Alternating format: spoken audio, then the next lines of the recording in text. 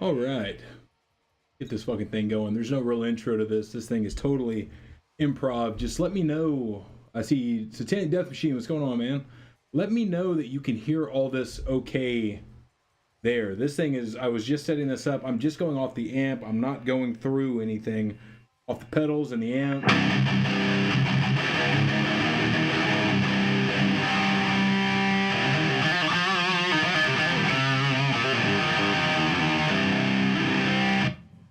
Let me know if you can hear that.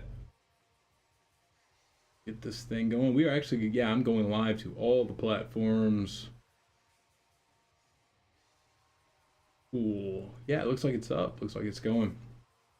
As long as you can hear it, man. Anybody who's watching in the chat, let me know. I have a different guitar setup kind of thing that we're going to go to. We can hear it. Awesome. Honestly, don't even know I hear it. It sounds perfect. Great. Honestly, don't even know what the fuck I'm going to do. I was just setting this up, and I was like, hey, I did some test recordings of it. And I was like, just going off the amp, catching the mic I'm talking into, it actually sounds pretty decent. What's with the eyes? Well, what's with the eyes is I'm streaming on YouTube in addition to all these other platforms. And on YouTube, the algorithm, if it recognizes me, I don't want to get this channel banned. So it's really either the eyes or I have to do this mask. I'm not wearing my shades right now. I could go faceless. I have a few options I could do. I just figured the eyes would maybe be the easiest. Maybe we'll do something super cool and based, blur it out. Like that. But anyways, yeah, I don't want the algorithm to recognize my face, you know, the AI or whatever. So you guys let me know which one you like the most. I guess I could always shred as Arnold. Huh? Do that. We got a 9.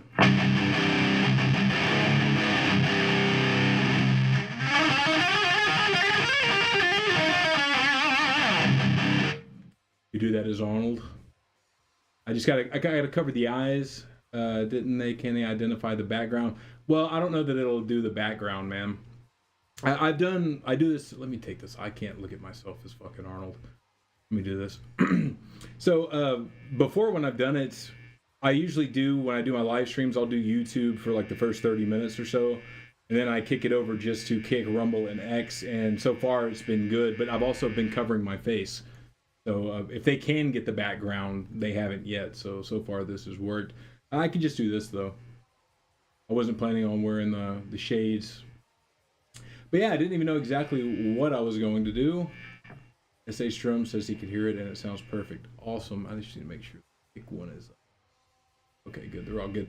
The only thing is with the chat you're seeing on the screen here, the Kick chat is never included in this. But I actually set up a couple of cams. And one other thing I need to add here. Bear with me, fellas. Bear with me. Yes. Like having a little bit of underlay for that fucking chat. All right.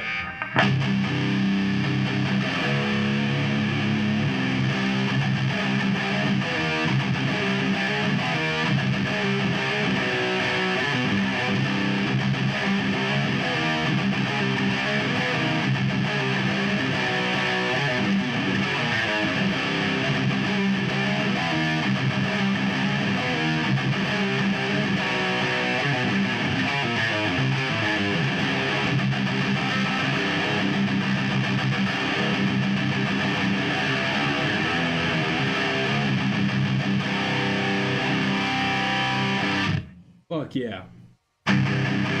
Sounds great in here. Hopefully it sounds great out there.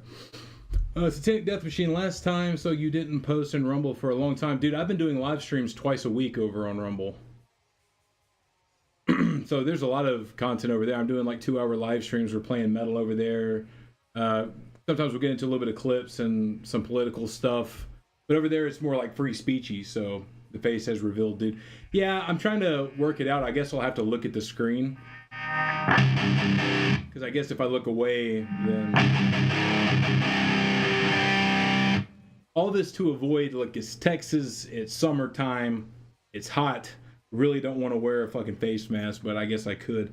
I just wanted to do this on YouTube as well as all the other platforms. So, and again, this is improv. We'll work something out in the future. I mean, I guess if it gets me, it gets me. Most of the shit that I do is over on Rumble anyways.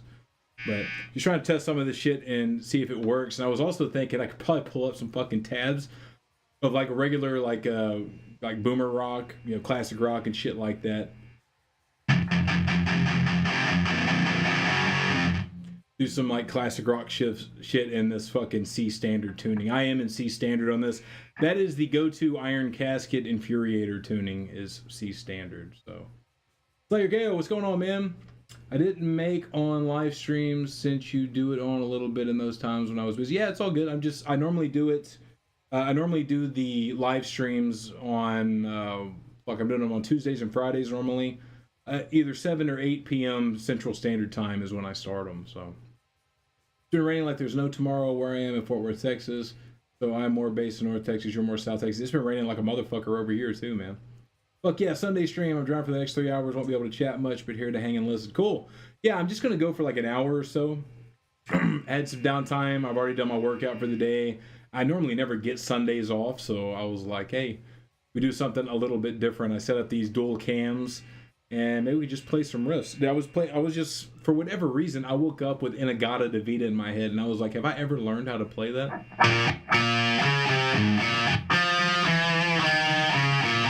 I was like, man, that just got me on the path of coming in here and playing shit. I got the Boss HM2 pedal. We can go nice. Very nice. Yeah, this is a G1X4's Zoom pedal. I was playing with a dude that I recorded some of the stuff, or I helped them record some of their stuff. And he had recommended this to me. This pedal's cheap, and you can tweak all the things in your computer. So I just started doing it, and like this is just straight off the pedal. There's no amp, overdrive, or anything.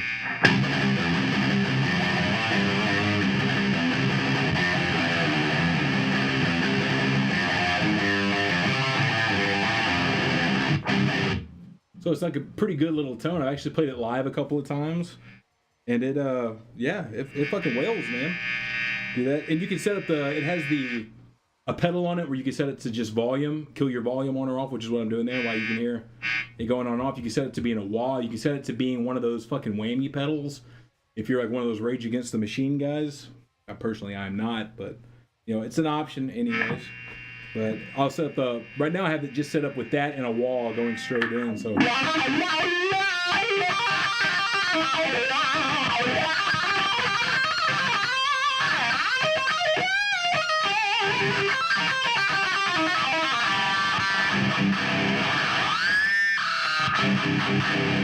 yeah, it actually sounds pretty fucking cool. And at least in here, now what you guys are hearing is a little bit of it's not a direct line through.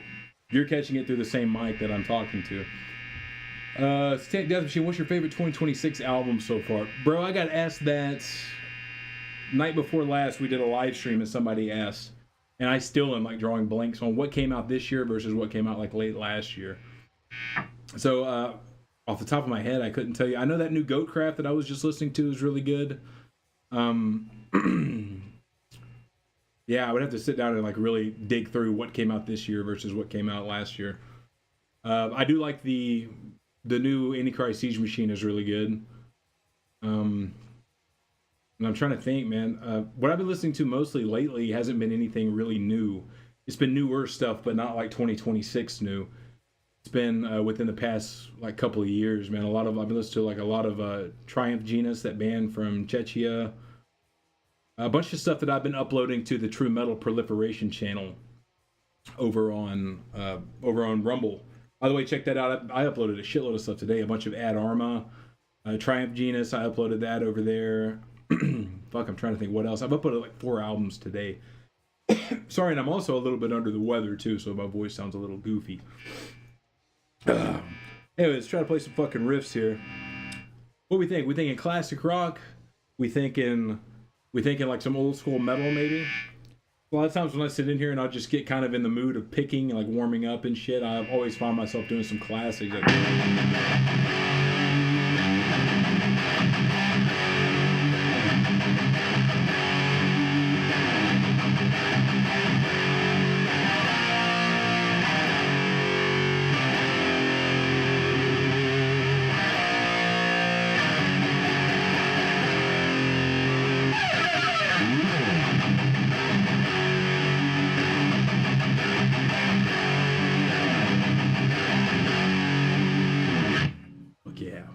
Triumph's new album is good. You know, I actually just added Triumph to the playlist for the next live show that we do. Production for the new ASM was surprisingly good. Yeah, it was good. I liked it all around. Triumph's album was good. Abuser's new EP. I haven't listened to the Abuser stuff, but my favorite album is Night Spectre with Soph debut, which is like old school heavy metal. Nice. Yeah, that stuff's fun, man. It's fun to like switch it up every once in a while. You know, I'll get like a black metal kick, then I'll want to listen to nothing but like old school death, and you know, then you just like want to listen to like Merciful Fate like constantly. And that's kind of one of the things I was thinking I kind of wanted to talk about a little bit is like with this like kind of favorite guitar player. So even when you're playing like this extreme metal stuff, most of my favorite guitar players are kind of like the icons of classic metal. So I was thinking some of the lead runs and stuff that I do, I think a lot of it for me is like I hear like a Randy Rhoads. I'll hear bits and pieces of different things. So when I was first getting into like shred guitaring, it was like Zakk Wylde stuff. I got really into Randy Rhoads. And what I like about Randy's playing is that kind of economy picking stuff. So you'll have the stuff where you pick like every note then.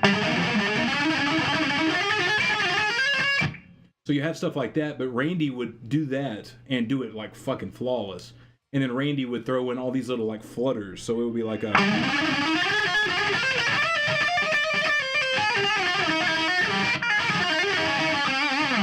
He would throw in all these little like fluttery things. Like...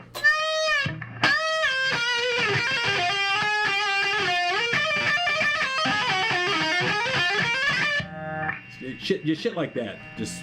I love those little like fluttery fucking things he would do, and then he would also mix that in with the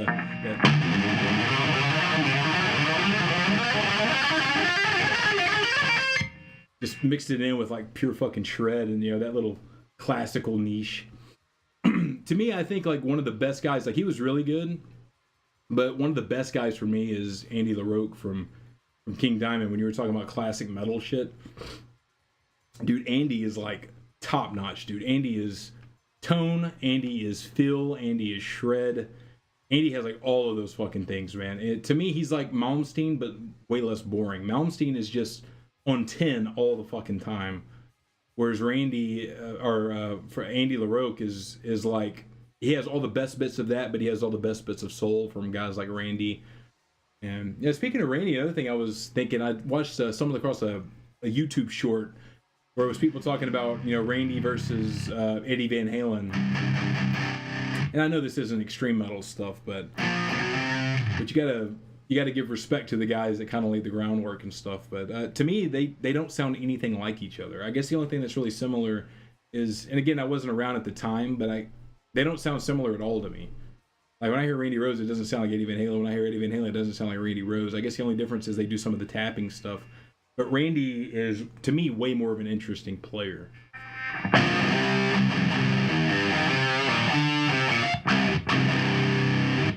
Do all kinds of goofy shit.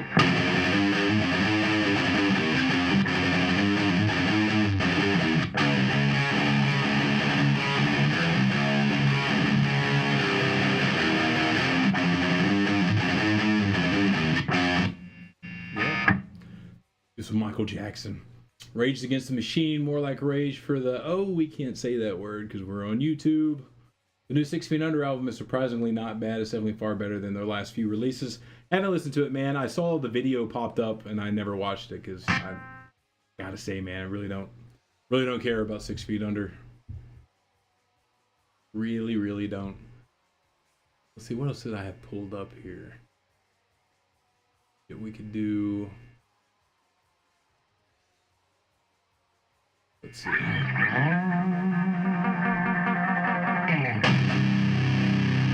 And I like that you can do the settings on this pedal.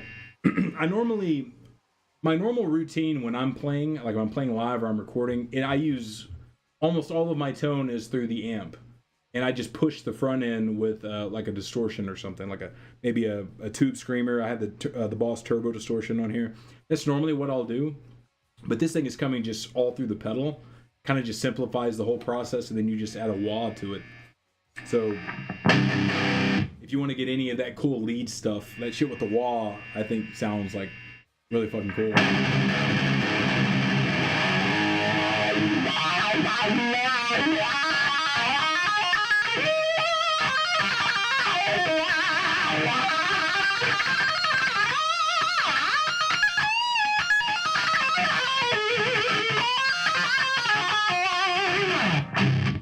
It just the way that fucking wall cuts through, man.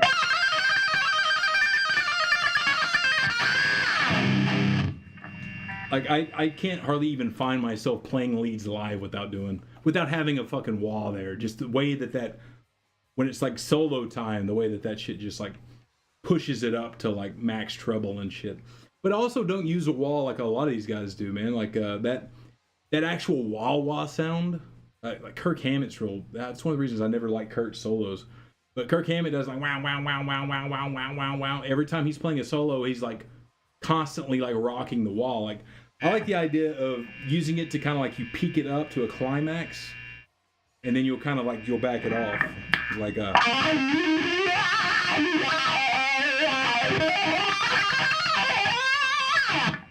just kind of to push those big notes at the end, just kind of like a little ride over the edge. Fucking Killer, what's your opinions on Barathrum? I don't have any opinions on Barathrum. Barathrum, am I even saying that right? Maybe if I saw a logo, it'll ring a bell. Barathrum. That doesn't ring any bells. Black Doom, is it the Finnish band? Barathrum, no, that doesn't ring any bells. I've never heard them. You got a lot of fucking releases though, holy shit. Pretty good stuff, I'll check them out. Finnish Black Doom. That's a genre I don't spend a whole bunch of time in. I'll check that out. Do you still have your original track dissolving into cosmic ash? Would love to listen to it again since I've been binge watching Dark Matter 2525. Yes, I need to upload some of that shit sometime. I still have all those old videos, man. I still have all the old Autopsy 87 stuff. And yeah, I mean, maybe sometime I'll get around to uploading all that. All those old originals. Dude, I have albums worth of like old original songs. Most of them aren't even metal. Most of them are just kind of like rock. That's no singing or anything. It's just, you know, leads. So I'm a big, on top of being a fan of all this stuff like, you know, death metal, thrash metal, all this extreme metal, crazy shit. On top of that, I'm a real big fan of like Buckethead, and I'm a real big fan of the band Serpent Throne. That's all instrumental. It's like classic rock. I love all that shit, man. So it's not like, to me, it's not like all about all extreme all the time. To me, most of what I listen to is extreme metal, but I like a lot of that other shit too. So there's probably a lot of bands that I like that most of the metal guys would be like, "What the fuck? What the fuck? You like that shit?" And I'm just, hey man, you like what you like. Such a thing as too many wows. You need to be balanced. Only have a certain amount of wows in a song. Yeah, I mean, I don't know. Like it always just struck me as that's the way the wah is kind of meant to be used. It's not meant to be wow wow wow, especially in metal. It's meant to just kind of push it up over the edge. It's meant to kind of, because that's what your wah is doing. Kind of like Zakk Wylde with his excessive whammy. Well, Zach's thing is, it's constant pinch harmonics. And dude, don't get me wrong, like Zakk is the reason I started, like got into shred. I was listening to like alt rock in the early 2000s, and I actually have a framed magazine. This is my old story for getting into metal. I started playing guitar when I was 15, and my mom got me a subscription to all these Guitar World magazines. Guitar World, and that one's Guitar One. So I would get these coming to the house. You know, you look through them, you look at the tabs in the back of the magazines and shit. But I was just listening to like whatever I could get my hands on. I had no idea there was an underground. I wasn't even into metal yet. And then I got one magazine in 2003, and it has Zakk Wylde on the cover, and he looks like a Viking. He's holding his guitar. He's like going crazy. I'm like, what's this all about? So I went and like started listening to Black Label Society. I was like, dude, this is actually really fucking good. When I heard the solos, I was like, dude, I didn't even know guitarists could do that. But yeah, what Zakk got into is Zakk got real complacent with, it's my style to do pinch harmonics all the time. So everything.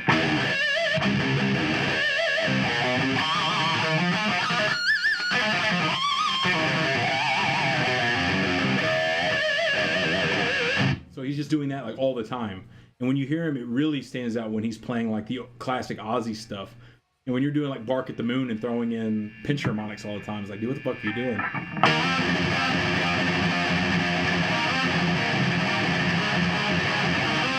Like that's the way it's supposed to sound, but he found a way to like fuck it up by throwing it. He doesn't fuck it up, but he's trying to add his Zakk Wylde style to it, and it's like, dude, stop. Like when he's playing I've seen some of the Pantera stuff that he does, it's just like, bro, just stop with the fucking pinch harmonics, man. Like they're cool, but like everything, it's like it's cool in moderation, man. I love Pentramonics, but like, dude, when you're just doing them like, what was that? One of those last Ozzy songs he did. Like the whole fucking song was Pentramonics. Saw Zakk Wylde in person when he was performing with Pantera. I saw Pantera back September 25. It was a killer show. Cool. Well, that's what I meant. Yeah, I love Zakk too. Yeah, he's, you know, it's kind of like you never lose respect for the guys that really kind of like showed you the way. And for me, you know, Zakk Wylde's one of those guys. He kind of like, you know, that put me on the path. And then, you know, it's like a gateway. You know, you end up finding like heavier things. So, what about Trey? You know, Trey never blew me away, but I loved Chuck's stuff. I think Chuck.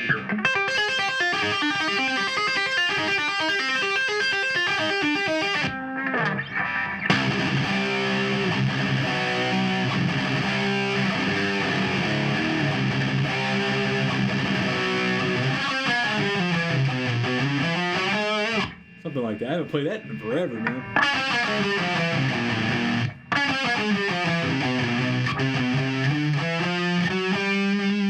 I forget how that goes.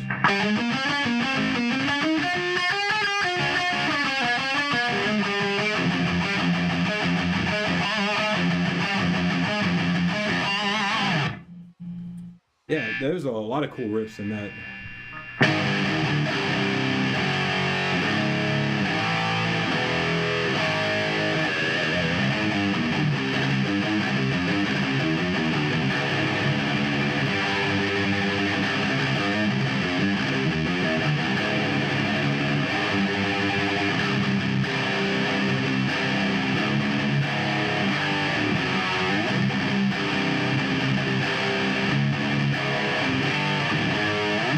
Yeah. Oh.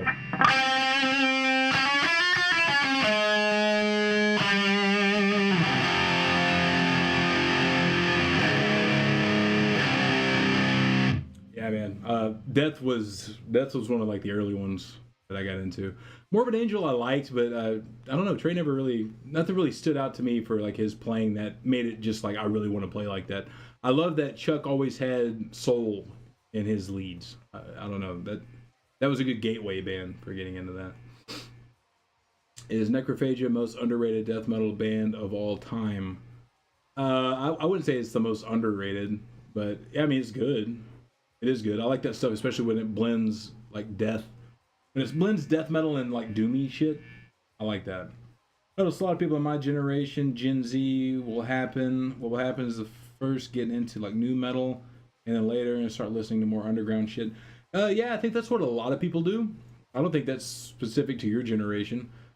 You kind of get in where you're at. That's why you kind of need people at different, you know, at fucking different places that gateway you in.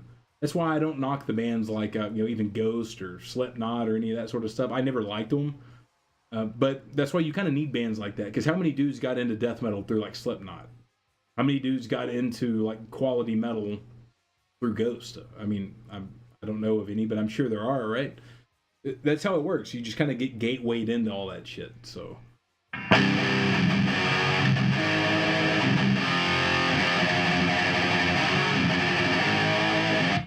Speaking of good riffs, Black and Thrash. Kudos to anybody in the chat that knows what this riff's from, all right?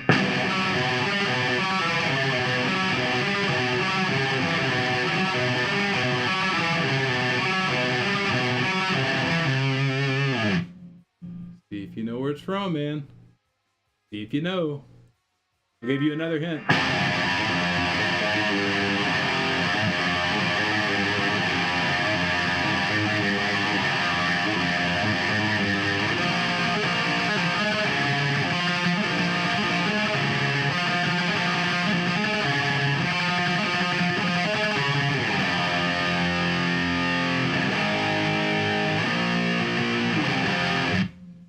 That's your hint. What was your gateway band into metal? Mine was Marduk and Immortal. Into more extreme metal, the one that really kicked the doors off for me early on was Slayer. Like once I got into Slayer, so I got into Black Label Society is like 2003. By 2004, right around the time Dom died, is when I started listening to Pantera. And then within a year, I'd found Slayer, dude. And once I'd found Slayer, it was just kind of like boom, like all the doors were open. You know, within 6 months of finding Slayer, I was buying Mortician albums and listening to Death and, you know, getting into Autopsy, Destroyer 666. It was just like wide open after that, man. Me at first was listening to alternative rock, then I transitioned to new metal and transitioned to underground. Yeah, that's pretty much what I did. I got that. Like I loved classic rock and shit, but once I found Black Label, I kind of went back and worked my way back up.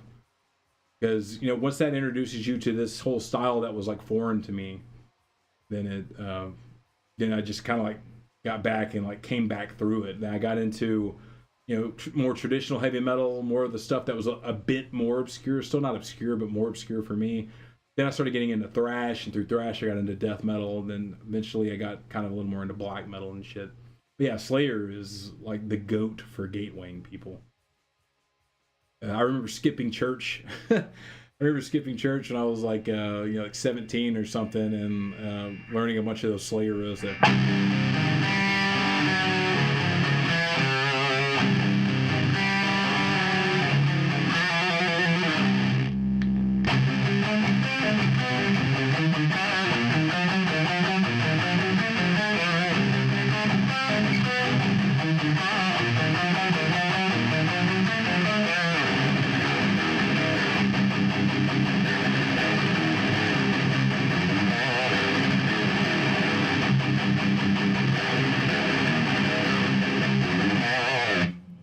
Fuck yeah.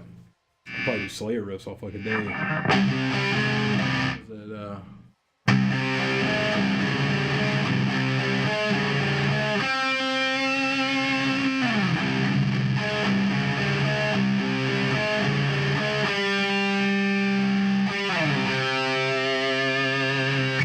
Yeah, man, Dead Skin Mask. But of course, like the Rain and Blood shit was like the blood pumping stuff.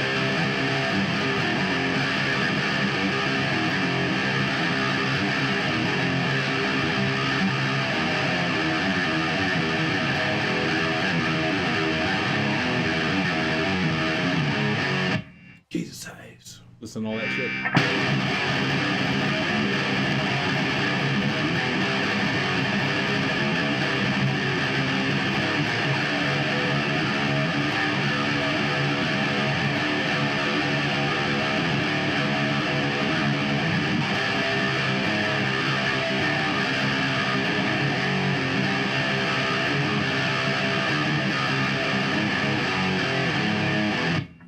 Fucking Angel of Death. Hell yeah. Great riffs. That's another thing that was real easy to get into them, is like that sort of aggression when you're, 17, 18. It was like a brand new thing, and like once you could play like that, that's all I wanted to do was just play like thrash.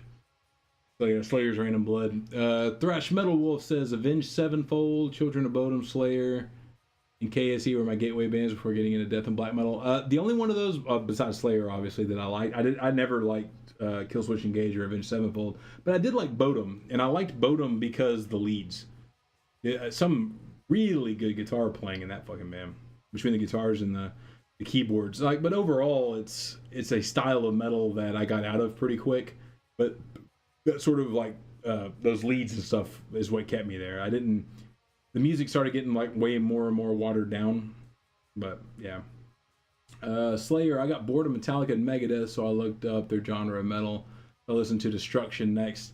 Yeah, I was real into, like, I like Metallica, obviously, the first four being like the classics, but I preferred Megadeth at the time. Then once I found Slayer, I was just kind of like, I don't really need anything from any of them. But yeah, getting into Sodom, dude, Sodom is mad underrated, in my opinion. Slayer, like early, like 80s Slayer, and I would say even up into like the mid 90s, I love all that era of Slayer. But for me, Sodom is a band that is mad underrated in terms of consistency. I don't think Sodom's ever made a bad album. Some are better than others, of course, but I don't think they've ever made a bad album. Great fucking band. Marduk was my first ever metal band because it just popped up. Marduk was the band that really got me into black metal. I had put off black metal for a long time because everything I kept hearing everybody would recommend aside from Black and Thrash, everybody would recommend shit like, oh, bro, you need to listen to Mayhem or listen to Burzum and stuff. And I guess, like, at the time, especially when I'm coming from fucking Slayer and I'm coming from these kinds of riffs, I'm listening to that and I'm like, this is a downgrade, man. But when I first heard Marduk, it came up on like the algorithm on YouTube.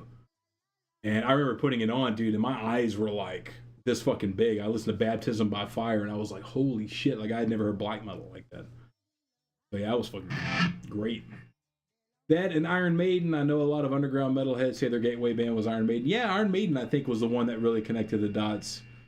I mean, even in my time, which obviously is well past the peak of Iron Maiden, yeah, Maiden's great, though.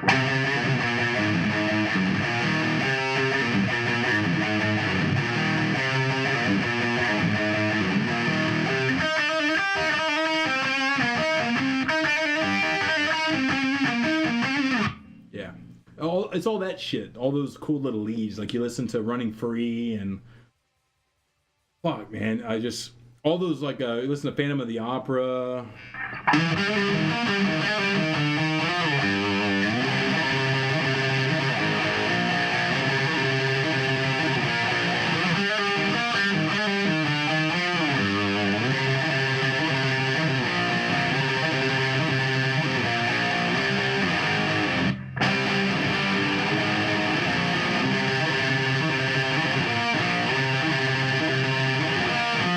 Yeah, dude, who the fuck in the 80s wasn't jamming that, man?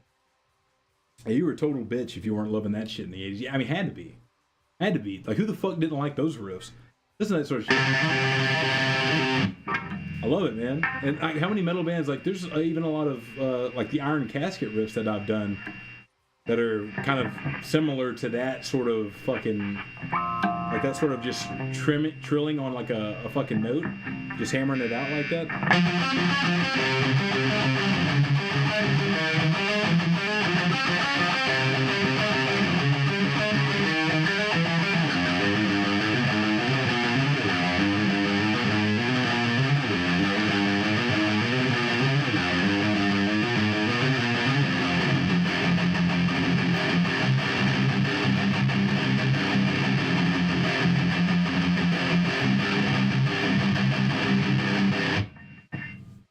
I bet you guys know what that one is. I would say Mayhem is the most overrated black metal band on the fucking planet. It always seemed to me, could be totally wrong, but this way it always stuck out for me. And I do like Burzum more, but as time went by, because I had to kind of understand it, because it's not like riffing metal like, you know, Slayer and shit. So I guess an introduction to the entire metal for me. Didn't discover Korn or any Slipknot gay shit. Yeah, I knew of that stuff, but it never appealed to me. So Mayhem's good, but in my opinion, there's so many other black metal bands out there that blow Mayhem out of the water. Yeah, it's not even fucking close, man. Band's okay at best. Yeah, I don't know. To me, it always seemed like that was the one kind of like the kiddies were into, and I was like, the substance ain't there. Now, you can always say all kinds of shit, like you can probably buy Mayhem shirts at Hot Topic or something. The thing is, you can buy Slayer shirts at Hot Topic. It doesn't mean your band sucks just because Hot Topic sells them. But Mayhem seems like it's for those types of people.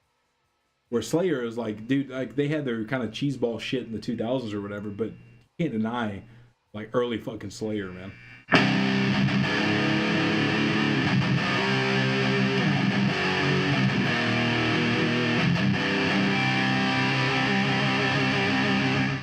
I think of another Slayer riff that I haven't played yet. What did I do? Oh, classic.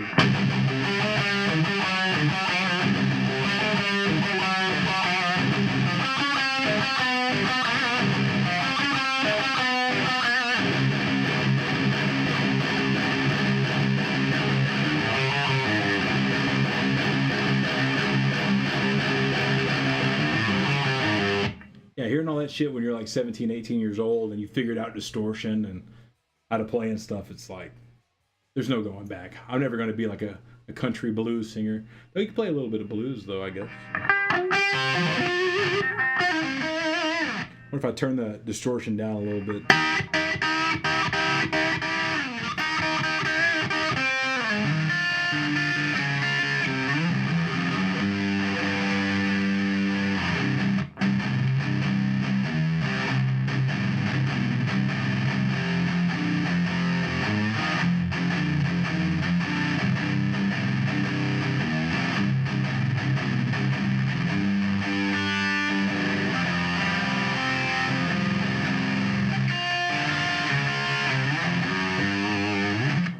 There you go. But you guys weren't expecting that on a Drewcifixion stream. Yeah, I do like blues. I like, but the blues that I like is like early blues, like Delta, Mississippi blues and shit. I think some of that's cool. Sometimes popularity is also a cause for selling. Hot Topic, other, and just selling out and become popular. Look at Cannibal Corpse. Yeah, just because you see shit that goes mainstream, like you see the Kiddies wearing a band. I love Motorhead, and you'll see people in movies that's like, dude, you don't even fucking listen to Motorhead. But it doesn't make Motorhead suck just because some, dipshit listens to them. I discovered metal when I was 10. Yeah, see, I wasn't even into music. I didn't get into music till, like, probably, till high school. As you're Raining Blood for the first time in 86, your mind would have been blown away. Yeah, there's a few bands that I think of like that. To me, the main one that I think of having your mind blown is the first Sabbath album came out in 1970. And, like, you got to put this into perspective, man, because I wasn't around at the time. This is the year the Beatles broke up. So, like, the heavy shit was, like, the Doors and the Beatles and maybe the Who. Like, the first two Zeppelin albums came out then. I mean, there's some good stuff, I guess, heavy by that standards.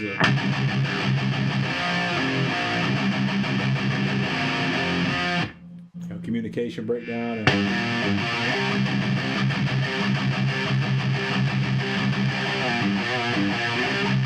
But like, it's such a world of difference having the first Sabbath album and you put it on the first track, you hear the raining, and it's all like dark, lightning and thunder.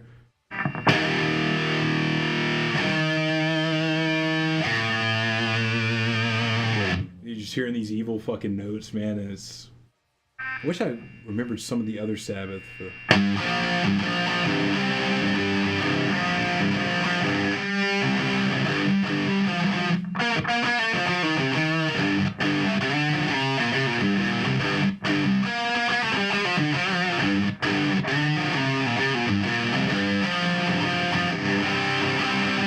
Behind the Wall of Sleep. Yeah, Rain and Blood would have been crazy.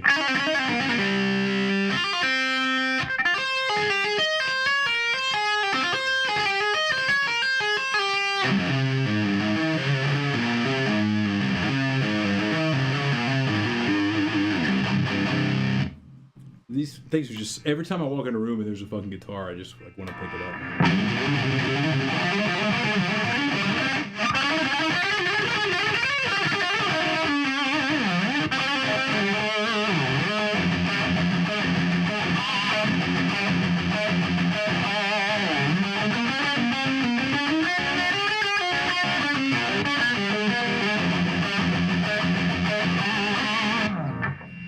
I could Zach Wild it up.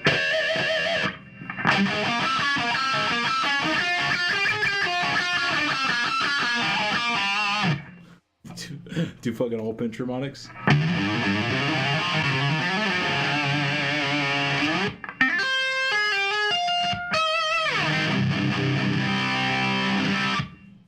But yeah, man. I guess the other thing too, talk about a little bit, is I get asked a lot about the picking, and I've noticed that everybody who plays like that self-taught, we all kind of like bring, that's most of us, but we all kind of bring our own little not conventional technique, I guess. Some people do the banana thumb thing. They'll hold their pick like really weird when they play, or they'll do like the wrist turn. You look at Marty Friedman, who I doubt was even self-taught, but he does he has his wrist all bent up. I used to watch Jeff Hanneman play with Slayer, and he's playing these blistering fast riffs. Slayer live is even faster than the albums, right? And Hanneman's, fucking doing like this, man, and he's doing like whole fucking forearm. And when I would be playing, I'm like thinking like it's, the shortest distance between 2 points is a straight line, right? So what is the path of least resistance? So I got into playing where you're basically just using your thumb and index finger. So you could do, and you can kind of alternate between both. So you can do like the whole forearm thing. Then you can just do the wrist thing, which already sounds tighter. Then you can just do the finger thing.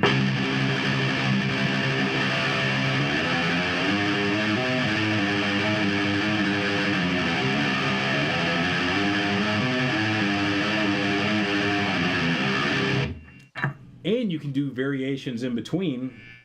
So if one starts getting like tired and worn out, you can just kind of switch it into the next gear and move over. Normally, like once I'm warm, it takes a lot to wear out just the thumb and index finger. There's some of like the new Infuriator stuff that can kind of come close sometimes, but if I'm warmed up, I'm usually doing pretty good. Like,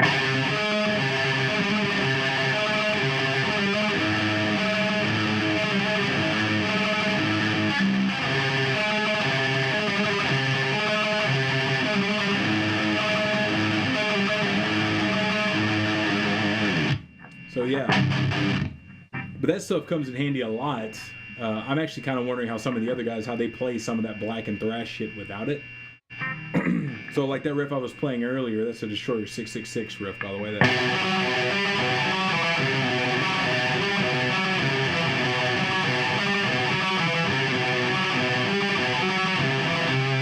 That's Lone Wolf Winter. But those kinds of riffs like that, if you're playing like whole fucking forearm and shit, like how the hell are you even doing that?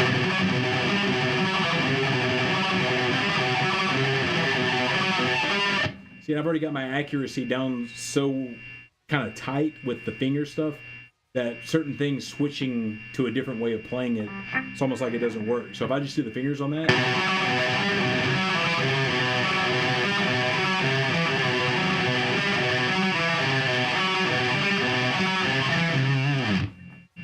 it's just like way easier to play. It's like so minimal effort to do shit like that when you kind of got that down. Because of course, for those of you who are guitar players, you know we like to anchor, right? You anchor your pinky or something like that. You know, you'll anchor it like here on the pickup or something.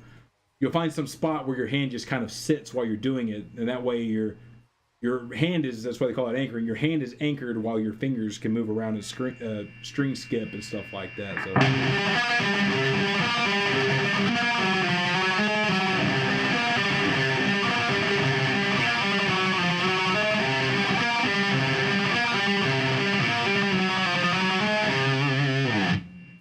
Yeah.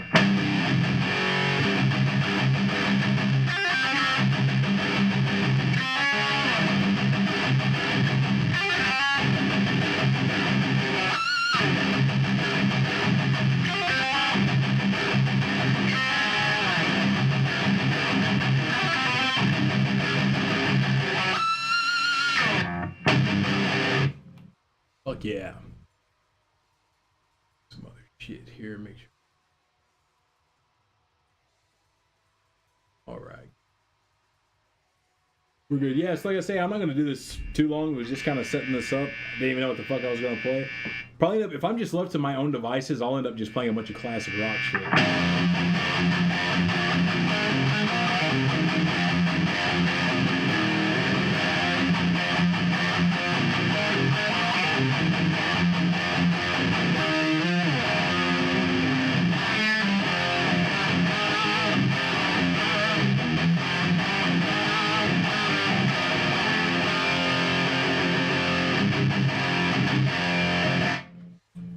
Also got different settings. Oh, this is the reverb one.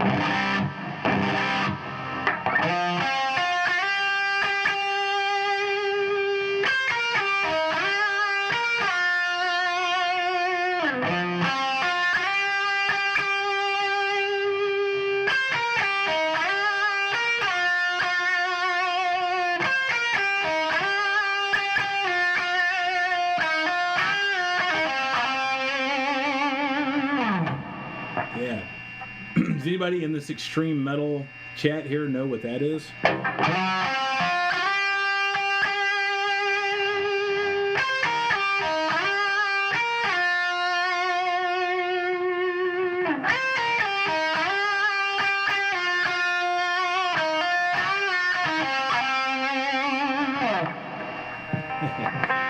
It's fucking hilarious, man.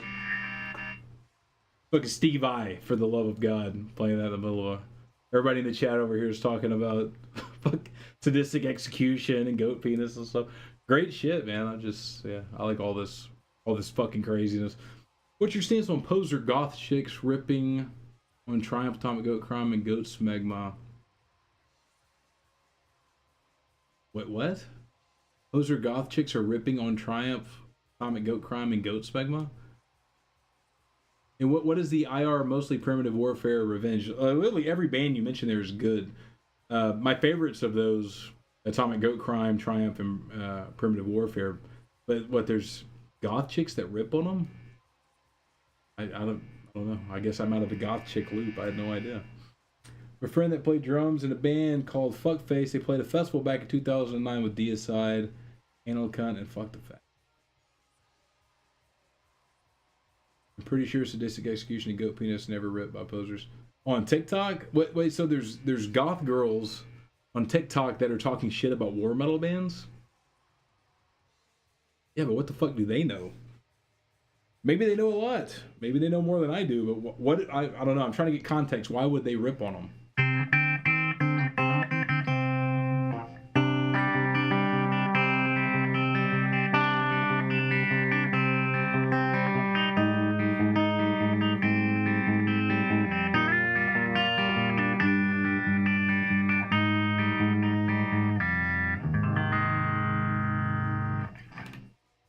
You guys know what that is? Supposed to be done on an acoustic, probably in standard.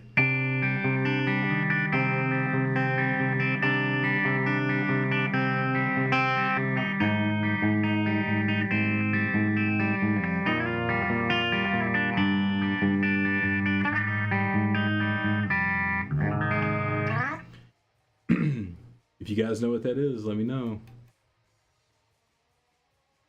Man, that's a classic. I remember learning that when I was probably like 17 years old. That's actually a Morbid Angel song.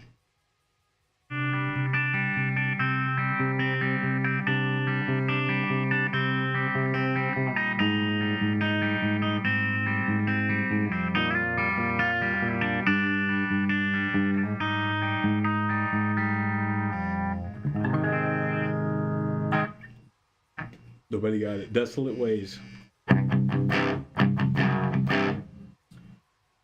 Oh, TikTok goth girls are talking shit. Sound like I respect your feelings as a woman on Picnic of Love. Oh, that's great. I'd have learned some of those. I was thinking it could be fun to just come in here and see tuning, start playing some sappy shit. Don't know how well a lot of times when you down tune like this, the chords don't translate as well.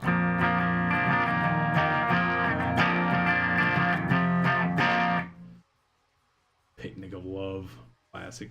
All right, get back to some heavy.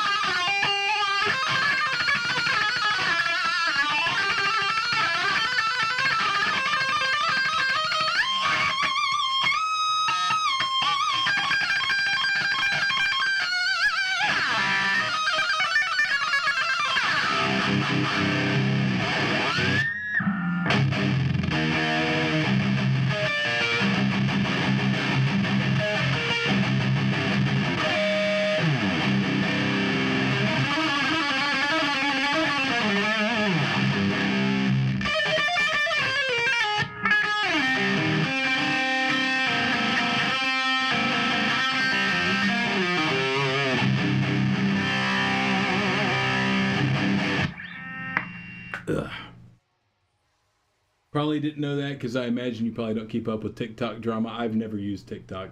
I know of it. I don't really know what the. I've never been on there. I don't have a TikTok. If you see Drewcifixion on TikTok, it ain't me. Imagine you probably got more important focus in your life other than TikTok goth chick drama. Yeah, don't really get around to it too much. But there's always going to be people talking shit. In this, modern age, everybody just does this shit for fucking views and everything. So, whatever. Especially if they're talking shit about bands like that. I'm just wondering, like, what do you listen to? Yeah, I can understand somebody that listens to, like, fucking Kenny Chesney or something being like, this is indecipherable noise. It's just crap. Like, I understand they're not going to like war metal. But what the hell do goths even listen to? Goth's not like a genre. What do these people listen to? They listen to emo? Does goth just kind of run the gamut of everything from like emo to like butt rock and metal? I guess because when I always thought about goth, I always thought they listened to like The Cure or something. I have no idea.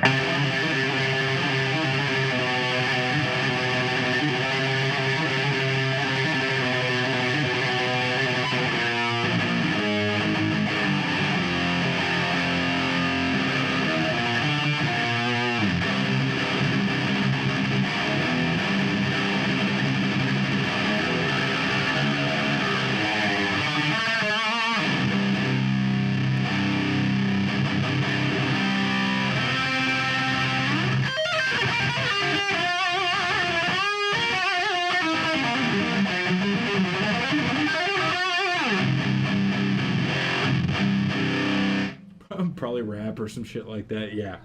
Talk about opinion irrelevant, dude. If you're a rapper, if you're into rap music and you're talking shit about fucking war metal, opinion fucking discarded instantly.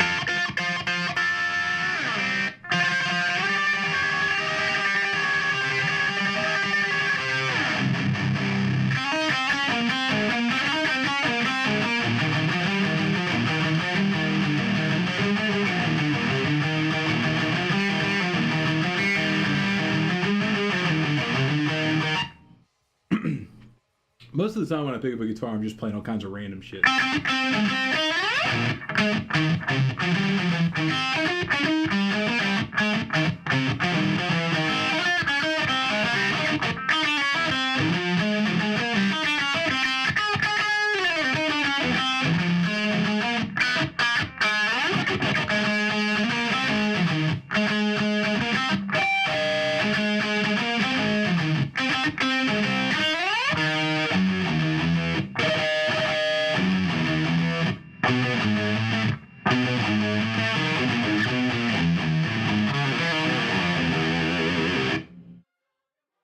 That's the Super Mario Bros. Soundtrack. That's easy.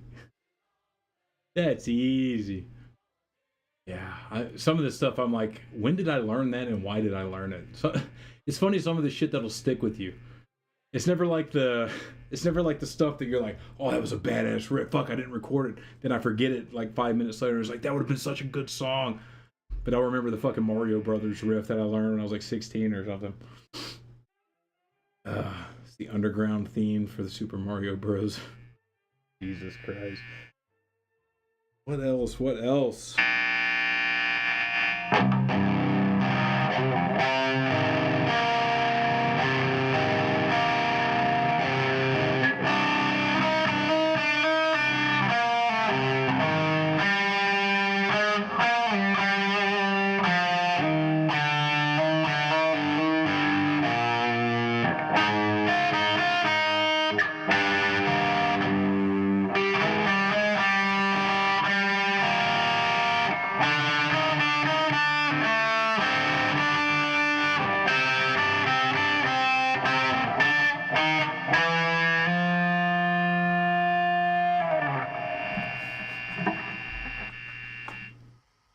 You guys weren't expecting any of this shit, were you? Fucking Super Mario Brothers and the Be With Me in Paradise Willy Wonka theme. What's your opinions on RAC or Oi Punk? I'm not a huge fan. There's some of the RAC stuff that I do like. I play on the streams. I like the RAC stuff that's more on the metal side. Some of the stuff that sounds more like straight up punk is just a little too watered down for me. It's a little too basic and not edgy enough. Like, I need something, like, would I rather have something like your standard RAC stuff, or would I rather listen to Vaginal Jesus? I would probably rather go with Vaginal Jesus. Angry Aryans kind of does good at kind of crossing that boundary where it's like really aggressive. Rebel Hell's another good one. Like, there's plenty of them that are really good, but I just prefer the stuff that's got a bit more sack to it.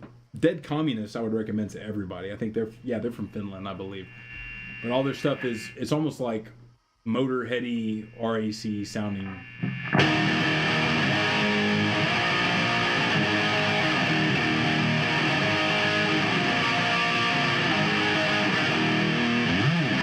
Mingus! What's up, Mingus? Mingus, you're not on Kick. Are you even allowed on YouTube? What are you doing over here, man? Good to see you, dude. Yeah, I'm gonna go for just a little bit longer. Yeah, anybody's got any questions or whatever? I just wanted to see if this was really gonna work, this whole guitar playing thing.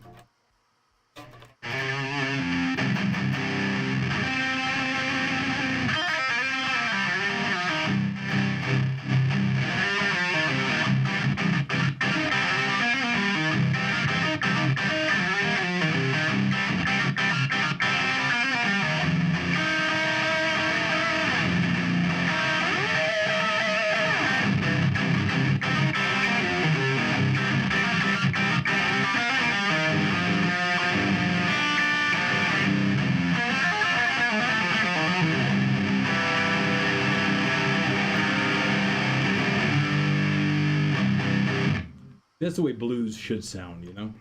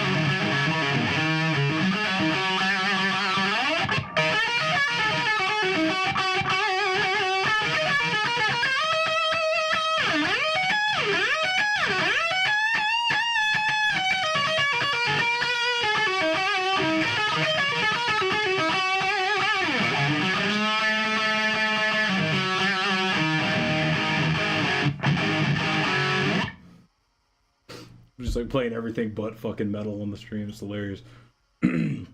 Wolf Brigade's Ways to Die. Yeah, Wolf Brigade's good. I like Wolf Brigade. Dude, there's so many Wolf bands. What's these ones I've been adding to the fucking playlist, man? Wolf's Blood is good. Fuck, let me see if I can pull up one of the more recent playlists. Excuse me if I can speak. What do I have? Where's the new? This one. There's just so many fucking Wolf bands. Wolf here, WULF, HERE. That one's good. Warwolf is good. I thought I had a bunch more in here. A lot of these, a lot of the Wolf bands, especially in like the NSBM stuff, in that scene, like there's so many fucking Wolf bands. Wolf is like the mascot for that shit. Check out Kettle Cadaver. It's called Kettle Cadaver. Also, next year's MDF lineup. I haven't seen it. Let's look at it. We'll evaluate this together, shall we? So it's 2027. Let's see, 2027 MDF lineup. Let's see. The 2027 MDF lineup. 30 bands with over 70 or more to come. Enslaved, Exhumed, Candlemass, Demolition Hammer. By the way, guys, Demolition Hammer live. Really fucking good, man. Like, really good. Demolition Hammer is like top 3 best thrash bands I've ever seen live. Now, I bought Tortured Existence when I was like 19 or something. I was talking about this the other day on the stream. I bought Tortured Existence by Demolition Hammer. I bought the first Master album and Spectrum of Death by Morbid Saint. I bought all that in the same package, got to my house, and it was like, those were like 3 of the best death thrash albums. All came around about the same time. That early Demolition Hammer, so good. Sabat, Obscura, Voivod. Yeah, not bad.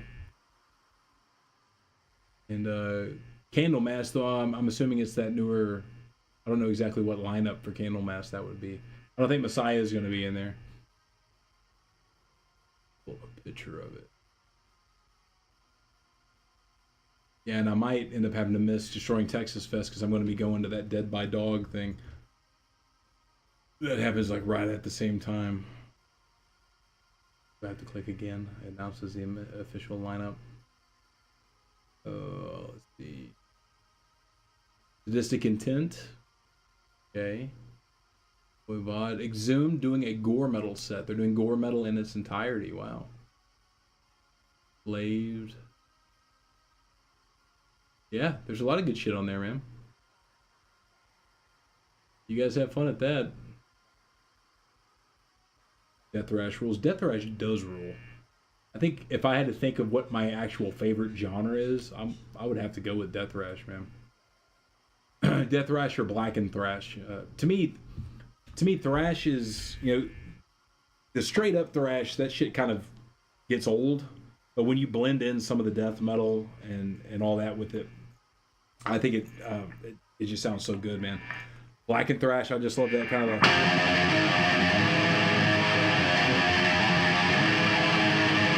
just throwing in that little bit of dissonance, you know. But the Death Thrash just has so much of that kind of like brutality to it too. That's just great. That's probably one of the reasons I like the Brazilian shit so much. The stuff from Brazil and the stuff from Australia is just so good because it's a blend of all three, and it just sounds fucking great.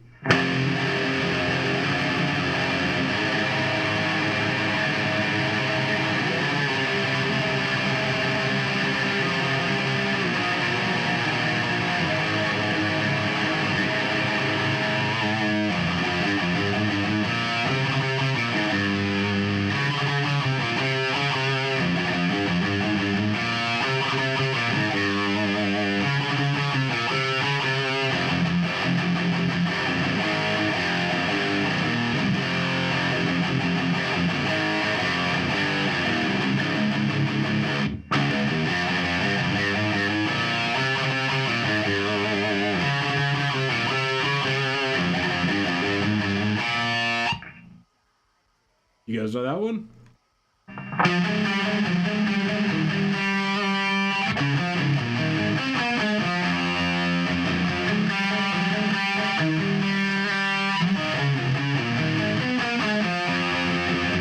Some GBK. Fuck yeah. I don't know where that came from out of playing Black and Thrash, but it's all good shit, man.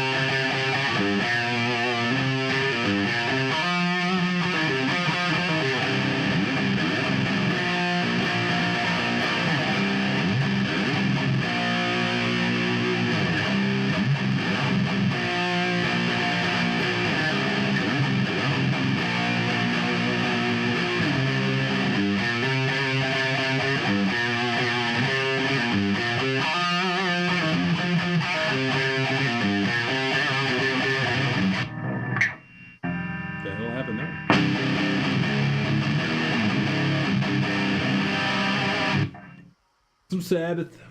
Sit here and just play Sabbath riffs all fucking day. Would you guys like that?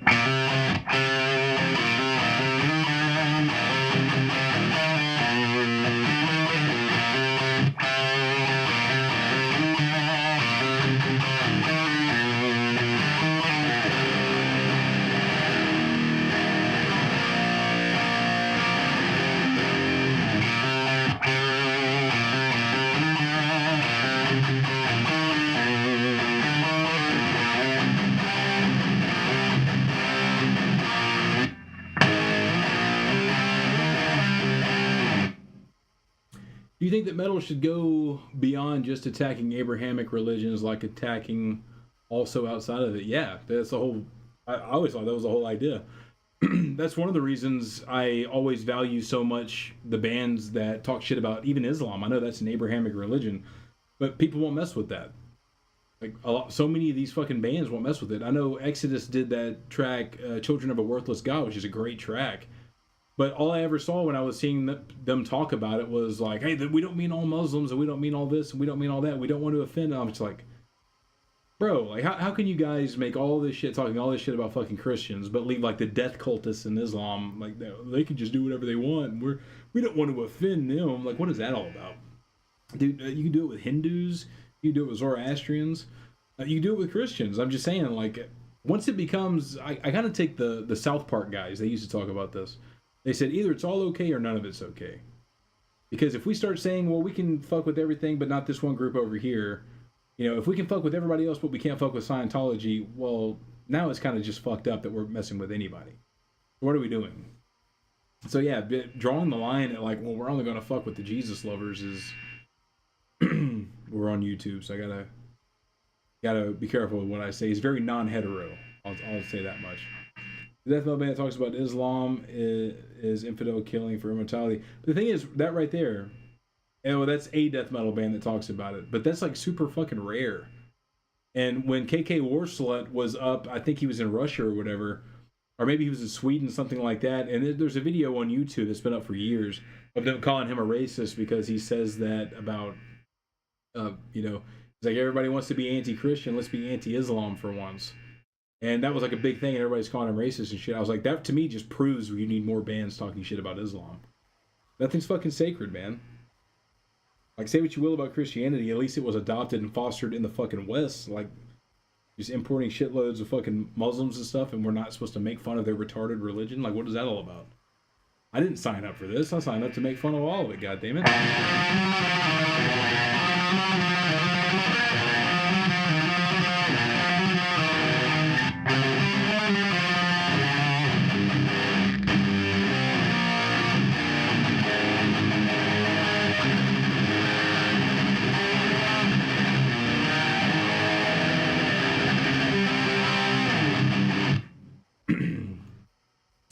Steve Shives Islamophobia. Oh, yeah. Is that guy still alive? Guys. These fucking self-loathing white wimps. Can't stand these people. But sometimes also being anti-Hindu like heathen beasts. And for anti-Buddhists is Who's in Flames, like the Japanese band, the first anti-Islamic band that I like. Oh, you're talking about At War? Yeah. Yeah, well, it's also like, I mean, like I'm not against like making fun of like the Buddhists. I just, from my part of the world, I just look at it just kind of like, I see it like on a laundry list of problems that are going on. Like Buddhists don't even make, like I would have to turn to page 30 to find the fucking Buddhists. But by all means, I'm not over here defending Buddhism or something like that, or Hinduism or any of that. In fact, the inflow of so many like Indians into Canada and the United States is all the more reason to talk shit about Hindus. So I say go for it. I don't think any of it is, none of it should be off limits. Like absolutely fucking none. Destroyer 666, sparing on the blade, man.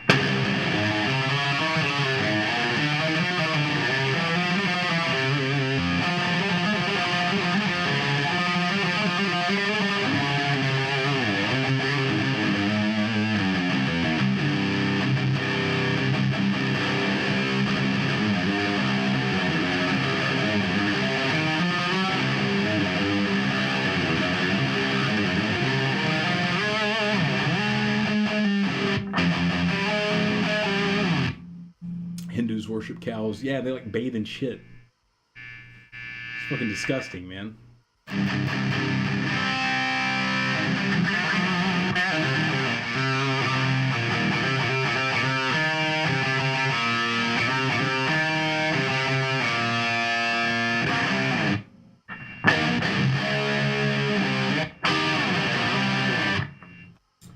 All right, if anybody has anything else, if not, I'm going to call it.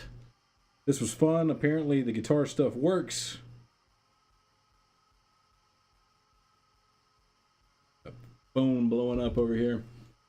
But yeah, I can go a little bit longer if anybody has any more questions, anything like that. We can do that. It's been fun.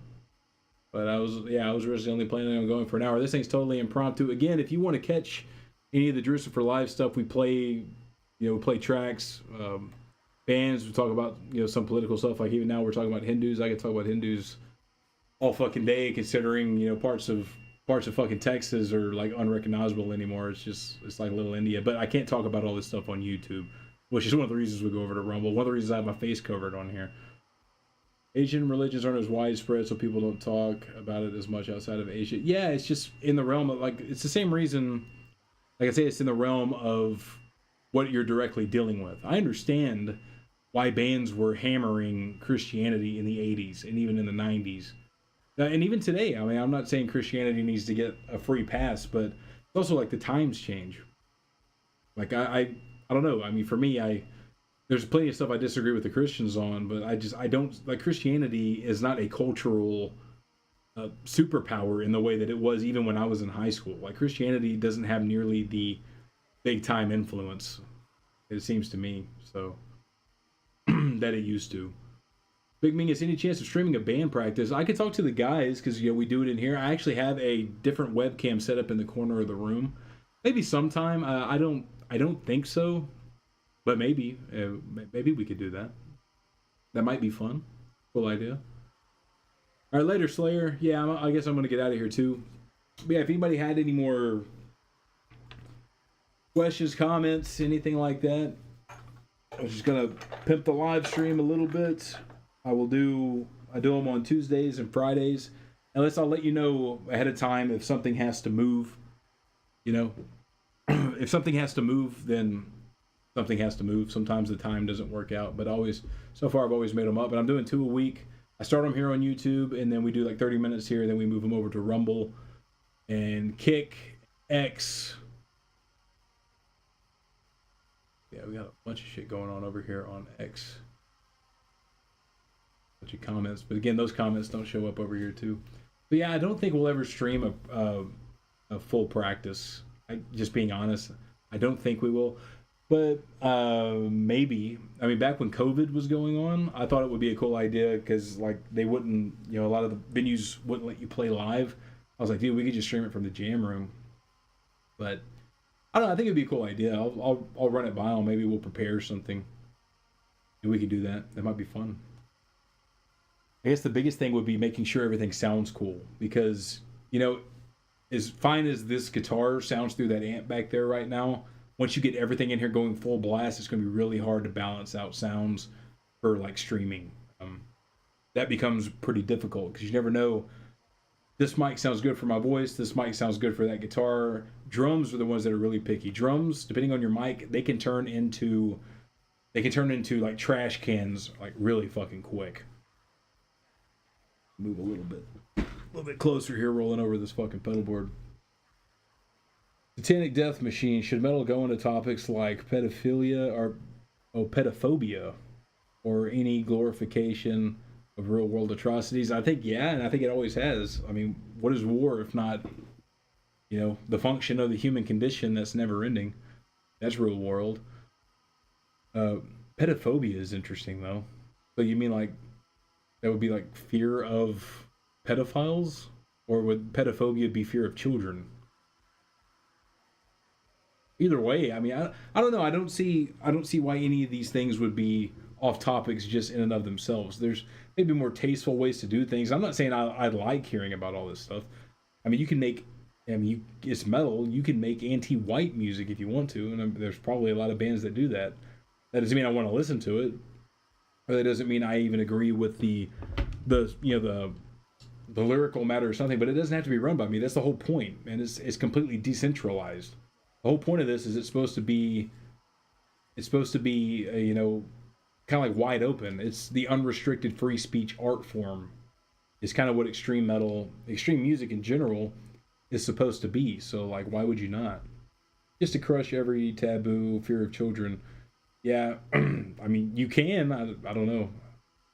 It's one of those subject matters that kind of goes into, I don't know, how do you do that without it sounding silly? But you can still do it. There shouldn't be any rules to this. There shouldn't be any amount of saying like, well, we draw the line here, you're not allowed to go by that. This is one of the reasons I've stood up for NSBM so much, is not only do I like it, and I even agree with, you know, I don't agree with everything that's in the lyrics. I'm not a National Socialist myself, but I agree with a lot of like the pro-white sentiments. I agree with a lot of the pro, like the history of the Europeans and stuff. A lot of that music falls into that.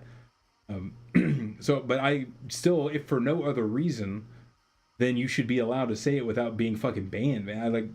To me, that is so foreign. I can't think of anything. Even like the RABM guys, the Red Anarchist Black Metal guys, that are all just like a bunch of commies. I'm just like, why would we ban them? It just doesn't make sense to me. It doesn't make sense in extreme metal that we're wanting to ban shit that we don't like. I don't know. So that's why I'll always stand up for that. And, you know, you look at some of the subject matters that guys like G.G. Allin sung about. I mean, there's some really, really, you know, twisted, fucked up things that he was singing about, you know, with the murder junkies and shit. But should he not have been allowed to sing about it? It's like, I don't know. I just say, like, go for it. If that's your thing, it doesn't mean I want to listen to it. Doesn't mean I like it. And I don't have to like it. That's the whole point. You don't need my permission to make the music that you like. All right. So let's see. Real anarchism is individual anarchism. Yeah, you tell it to these guys, man. Tell it to these guys. They wear this stuff like a, you know, like a badge of honor. They'll say they're anarchists or national anarchism. I don't even know how that makes sense. But then again, there's waves of nationalist libertarianism, and that just sounds like an oxymoron to me too. I get the sentiment kind of, but when you take it to its logical conclusion, if you have nationalism, you can't have anarchism. Anarchism is, I would define anarchism is without rulers. The left-wing anarchists define anarchism is without hierarchy, and if that's the case, you're just dead in the water. Hierarchy is inevitable. Hierarchy can never not exist. It will always exist because the same person is not even equal to himself on different days. So the idea that we're all equal is just, that is the most pie in the sky, ridiculous fantasy crap. Like, even if I was about to say that's like Disney World shit, but even in fucking Disney World, there's a hierarchy. People act like whites did evil things when Japan was the #1 enemy of Asia during World War II. Yeah, I mean, there's a lot of that stuff. Again, I'll toe around it a little bit for YouTube's sake. But yeah, there's a lot of people that don't know about that. You'll hear about the 6 million of the other group, but they won't tell you about like the 6 million that were literally had their skin peeled by the Japanese, the American POWs, the rape of Nanking, the all the shit that was going on with the Vietnamese and the Koreans, and the Chinese got absolutely brutalized by the Japanese. But they were literally like flesh peelers, man. They did not give a fuck. And this was another imperialist group that were racial supremacists. But nobody will talk about that. Nobody will talk about that. It doesn't fit the narrative. And that's not to say all Japanese people are bad or they have blood guilt or anything like that. It's like, but it is what it is, man. Like, war's not pretty. That anarcho-communist is another excuse for totalitarianism. That's exactly what it is. That should be a big red flag just for anybody out there. Like, if somebody's proposing an ideology that is supposed to obliterate hierarchy, you should just realize, like, it's dead in the water. It's dead in the water. There is no way, unless you completely even within, it's not even just within humans. Hierarchy exists within nature. There's predators and there's prey. It's survival of the fittest. There is no equality. Only exists in death. That's really is the truth. I'm not just trying to be some edgy, fucking tough guy, goth kid or something like that, flipping his red bangs out of his eyes when he says that. But that is the truth, man. Equality is the only thing it only comes in death. That's the only thing that'll grant you equality. There is none between people. There's none between animals. There's none in nature. Like, something always beats something else out. Something always rises to the top. So this idea of we're going to restructure everything, there's no amount of restructuring that is just going to do away with, like, it's basically just natural law. Nothing's going to do away with natural law. You're stuck with it. Natural law, it is what it is, and it doesn't give a fuck what you think about it. So there's that. Everyone is supreme in their own native lands. My thing is just like, dude, you can have your native lands. I think we should have more of a what would you call? We should like proliferate that idea of nationalism across the different nations. I think it actually means something to be of a nation. Like, I actually love what Japan does. I don't think whites have a right to rule over Japan. I think Japan keeping their island a super majority ethnic Japanese, like, good for them. That's fucking awesome. What's your opinions on Trump nowadays? Oh man, that's very restrained what I would have to give for Rumble. Needless to say, I'm not a fan.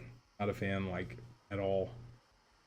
Not at all. And normally when I say that, like, people will assume it's because I'm a left winger or something. It's like, no, because Trump is like super milquetoast left wing from where I am politically. I'm much further to the right than Donald Trump. All this stuff that people talk about Donald Trump, like he's he's this fascist dictator and he wants to do all this to like the illegals and stuff like that. I'm like, okay. Again, I'm sorry, I'm really limited because we are on YouTube.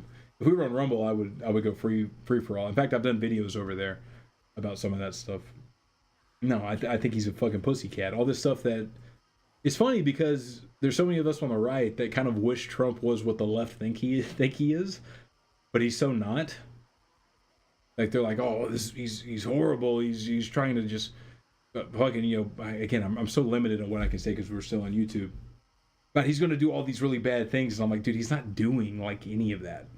And I wish he would. Like, a lot of us wish that he would. We wish he would, remigrate, 50 million fucking people, 100 million people or whatever. But like, dude, he's not doing any of that. What are you talking about?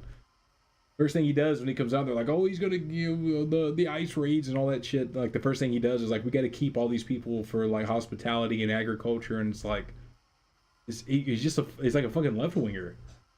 Like where's the hardcore shit supposed to come about? Then he's owned by a foreign state, so it's like whatever. Asia is pretty nationalistic, coming from Asia myself. What about warrior cultures of Iranic groups or Mongolian groups? I think for them, do what's in your best interest, take your own side. I get all that. But for me, like my beef with like what's going on and like the reason all this stuff with like Iran and stuff like that has nothing to do with what I think is best for the Iranian people. I don't give a fuck about the Iranian people. The Iranian people should pursue their own interests and do what they think is best for them. Honestly, don't even give a shit if the Israelis do what's in the best in their own best interest for them, as long as it doesn't involve me just being like a goy cattle tax slave that pay for their fucking military and all the shit that they want to do over there. Like one of the beautiful things about this country is we have like 3,000 miles of water between us and Europe, so we shouldn't have to give a fuck about all those little things. And that whole conflict with Israel and Iran, that's literally on the other side of the planet. Why am I paying for this? I shouldn't be paying for this. We take care of stuff that's in our own region. That's fine. Like all that crap over there, they can sort that shit out. But the thing is, we're necessarily involved in it because, like I say, we're tax cattle. We are forced to fund all that crap. So if they have warrior cultures over there, like I say, keep up with them. Keep doing whatever the fuck you want. You know, they have a right to, you know, this whole thing, you know, Israel has a right to defend itself. Well, by that logic, so does Iran, right? So all those different countries should. If they want to band together, like again, the only problem is like I'm forced to pay for it, man. That's the only thing that pisses me off. Iranic peoples are divided: Persians, Balochs, Pashtuns, Kurds. Yeah. Yeah, just that's on them, man. I don't know what else to say. That's on them. They carry your borders and boundaries and stuff. I wish my government had nothing to do with it, but we are where we are, man. I would also like to not fund it, but then I would also like to not go to prison for not paying the taxes for it. So we're all kind of getting fucked one way or another by the tribe over there and by the losers over here. All right, guys, I'm gonna go grab a bite. This was really cool. Again, I will be doing a stream Tuesday at 8 Central Time. We'll be playing some tunes. Maybe, who knows what'll happen in the news. Maybe we'll have some clips to go again. Some of that stuff's been really fun over there. So join in for that.